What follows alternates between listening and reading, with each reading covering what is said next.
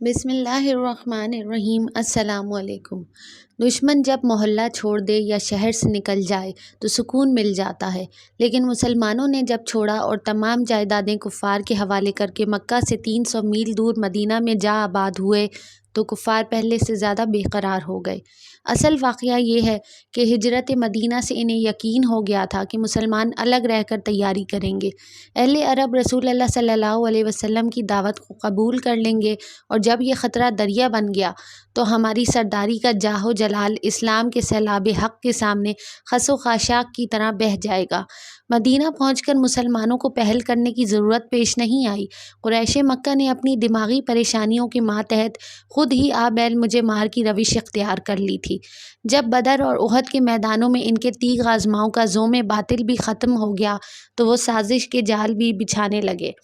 انہوں نے ازل اور فارا کے 7 آدمیوں کو رسول اللہ صلی اللہ علیہ وسلم کے پاس بھیجا اور کہلوایا، اگر آپ ہمیں چند مبلغ عنایت فرما دیں تو ہمارے تمام قبیلے مسلمان ہو جائیں گے۔ حضور صلی اللہ علیہ وسلم نے عاصم بن ثابت رضی اللہ عنہ کی ماتحتی میں کل 10 بزرگ صحابہ کا وفد ان کے ساتھ بھیج دیا۔ ایک گھاٹی میں کفار کے 200 مسلح نوجوان مسلمانوں کی تبلیغی وفد کا انتظار کر رہے تھے۔ جب مبلغین اسلام یہاں پہنچے تو بے نیام تلواروں نے بجلی بن کر ان کا استقبال کیا۔ مسلمان اگرچہ اشاعت قرآن کے لیے نکلے تھے گھروں سے، مگر تلوار سے خالی نہ تھے۔ احساس خطرہ کے ساتھ ہی 200 کے مقابلے میں 10 تلواریں نیاموں سے باہر نکل آئیں اور مقابلہ شروع ہو گیا۔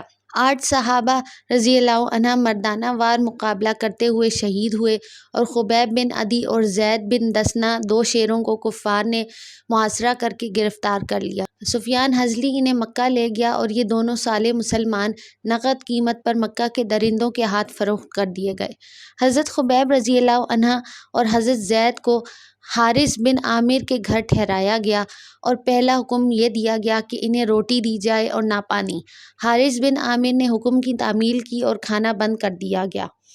ایک دن حارث کا نوعمر بچہ چھری سے کھیلتا ہوا حضرت خبیب رضی اللہ عنہ کے پاس پہنچ گیا۔ اس مرد صالح نے جو کئی روز سے بھوکا اور پیاسا تھا، حارث کے بچے کو گود میں بٹھا لیا اور چھری اس کے ہاتھ سے لے کر زمین پر رکھ دی۔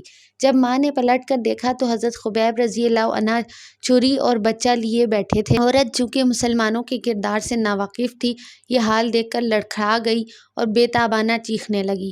حضرت خبیب رضی اللہ عنہ نے عورت کی تکلیف محسوس کی تو فرمایا، بی بی تم مطمئن رہو، میں بچے کو ذبح نہیں کروں گا، مسلمان ظلم نہیں کیا کرتے۔ ان کے ان الفاظ کے ساتھ ہی حضرت خبیب رضی اللہ عنہ نے گود کھول دی۔ معصوم بچہ اٹھا اور دوڑ کر ماں سے لپٹ گیا۔ قریش نے چند روز انتظار کیا۔ جب فاقہ کشی کے احکام اپنے مقصد میں کامیاب نہ ہو سکے تو قتل کی تاریخ کا اعلان کر دیا گیا۔ کھلے میدان میں ایک ستون نصب تھا اور یہ اپنی بے بسی پر رہ رہا تھا۔ اس کے چاروں طرف بے شمار آدمی ہتھیار سنبھالے کھڑے تھے۔ بعض تلواریں چمکا رہے تھے، بعض نیزے تان رہے تھے، بعض کمان میں تیر جوڑ کر نشانہ ٹھیک کر رہے تھے کہ آواز آئی، خبیب آ رہا ہے۔ مجمع میں ایک شور محشر برپا ہو گیا۔ لوگ ادھر ادھر دوڑنے لگے۔ بعض لوگوں نے مستعدی سے ہتھیار سنبھالے اور حملہ کرنے اور خون بہانے کے لیے تیار ہو گئے۔ مرد صالح خبیب رضی اللہ تعالی عنہ قدم بقدم تشریف لائے اور انہیں صلیب کے نیچے کھڑا کر دیا گیا۔ ایک شخص نے انہیں مخاطب کیا اور کہا، خبیب ہم تمہاری مصیبت سے درد مند ہیں، اگر اب بھی اسلام چھوڑ دو تو تمہاری جان بخشی ہو سکتی ہے۔ حضرت خبیب رضی اللہ تعالی عنہ خطاب کرنے والے کی طرف متوجہ ہوئے اور فرمایا، جب اسلام ہی باقی نہ رہا تو جان بچانا بیکار ہے۔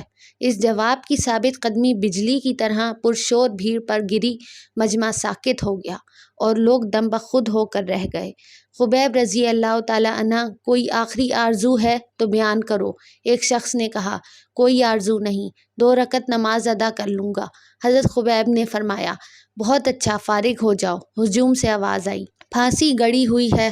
حضرت خبیب رضی اللہ عنہ اس کے نیچے کھڑے ہیں تاکہ اللہ کی بندگی کا حق ادا کریں۔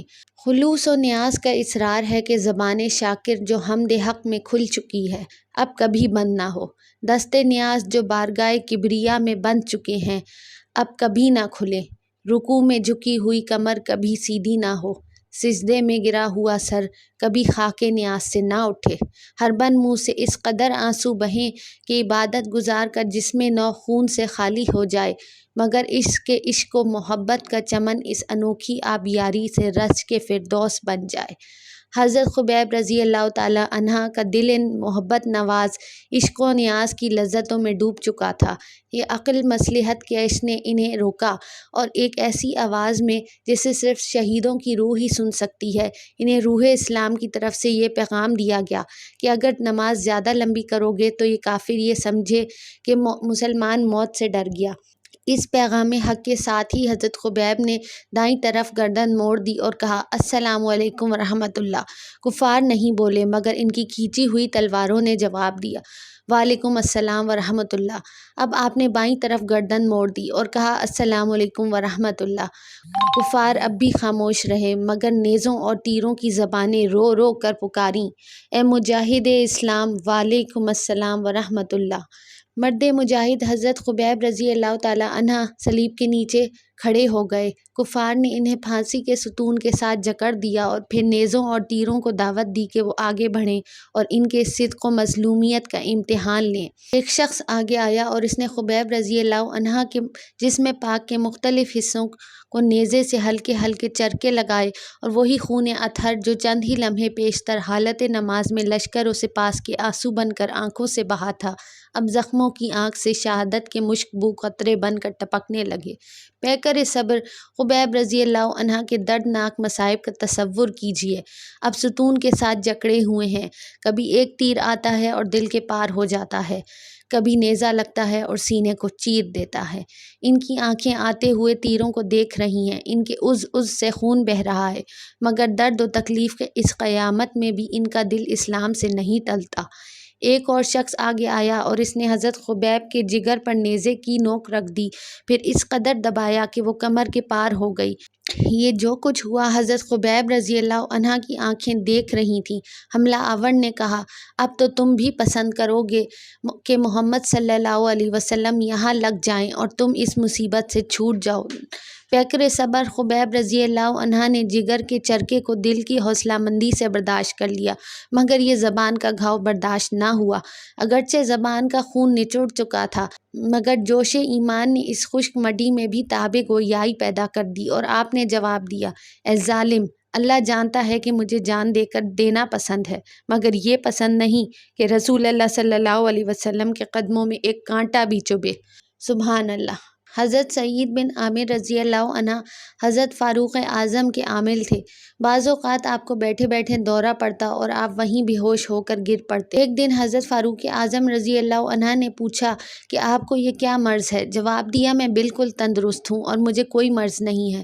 جب حضرت خبیب رضی اللہ عنہ کو پھانسی دی گئی تھی تو میں اس مجمع میں موجود تھا۔